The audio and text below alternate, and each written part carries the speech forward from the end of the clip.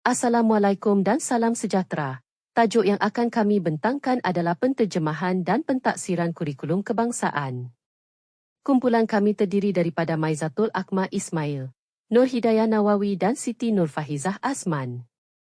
Pembentangan kami terdiri daripada pengenalan, DSKP, RPP, isu semasa, cadangan penambahbaikan dan rumusan untuk tajuk penterjemahan dan pentaksiran kurikulum kebangsaan.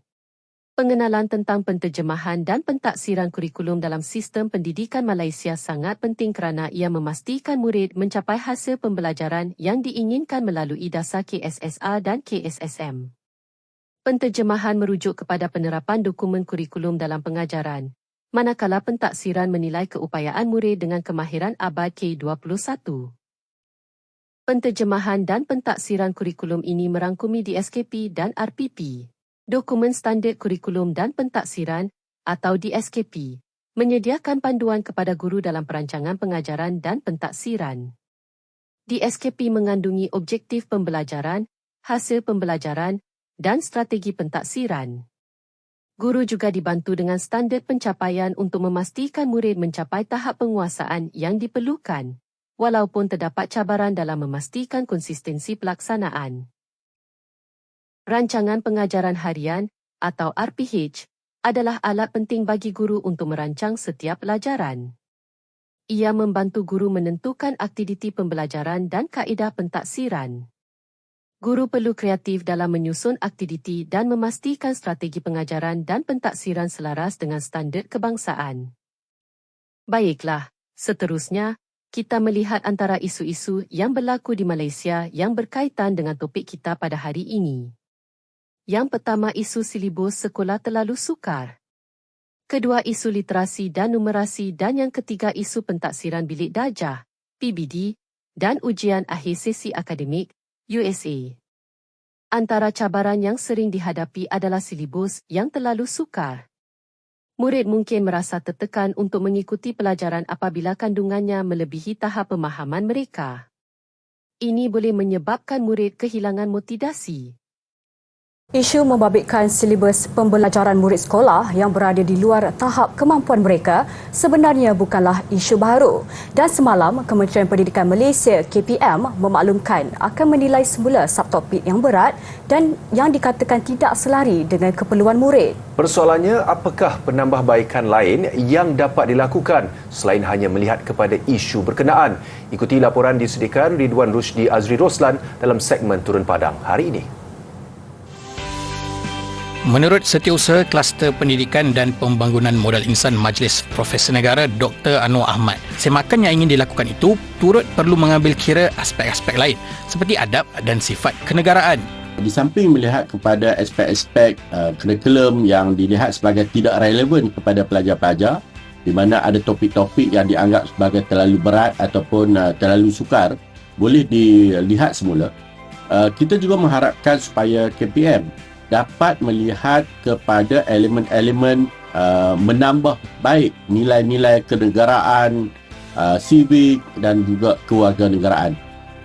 Menurutnya lagi, dengan semakan tersebut, ia akan turut memberi kesan positif kepada guru dan murid-murid. Lebih ramai guru-guru yang dapat mengajar dengan lebih baik, lebih berkesan, dan anak-anak kita juga dapat merasakan pengalaman pembelajaran yang lebih baik, yang lebih menyeronokkan, dan dengan ini secara langsung akan meningkatkan semangat dan motivasi mereka untuk meneruskan pendidikan, khususnya di dalam mata pelajaran yang kritikal seperti matematik, sains, bahasa Inggeris, bahasa Melayu dan sejarah. Isu literasi dan numerasi juga memberi kesan yang besar terhadap prestasi murid. Kemahiran asas membaca, menulis dan mengira adalah penting. Namun ramai murid di sekolah rendah dan menengah masih ketinggalan dalam aspek ini. Masalah literasi dan numerasi adalah cabaran besar yang perlu ditangani untuk memastikan setiap pelajar di Malaysia mendapat pendidikan yang berkualiti.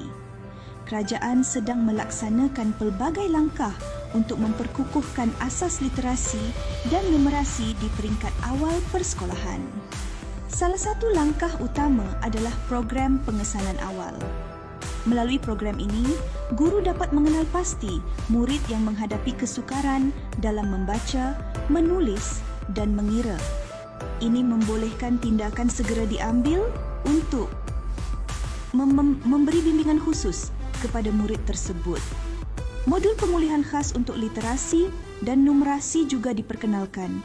Guru-guru dilatih untuk menggunakan pendekatan yang lebih efektif dalam membantu murid yang tertinggal dengan menyediakan aktiviti yang interaktif dan menyeronokkan. Teknologi juga dimanfaatkan dalam usaha ini. Melalui platform pembelajaran digital, murid dapat mengakses bahan pembelajaran tambahan yang interaktif untuk meningkatkan kemahiran membaca dan mengira mereka. Kerajaan juga memastikan ibu bapa dilibatkan dalam proses ini melalui kerjasama yang erat antara sekolah dan keluarga. Ini membantu memastikan bimbingan yang konsisten di rumah dan di sekolah. Melalui langkah-langkah ini, kerajaan berusaha memastikan tiada murid yang tertinggal dalam penguasaan literasi dan numerasi. Pendidikan asas yang kukuh adalah kunci kepada masa depan yang lebih cerah bagi generasi akan datang.